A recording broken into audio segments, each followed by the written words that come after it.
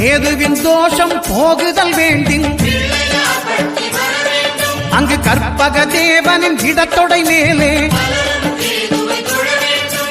5 தலையோடு எழுந்த சுபகேது கணபதி தொடையில் கொலுவிருப்பான். அவன் தொடரும் பிணிகளை நடுங்கச் செய்வான். தொழுதால் தொல்லைகள் நீக்கிடுவான்.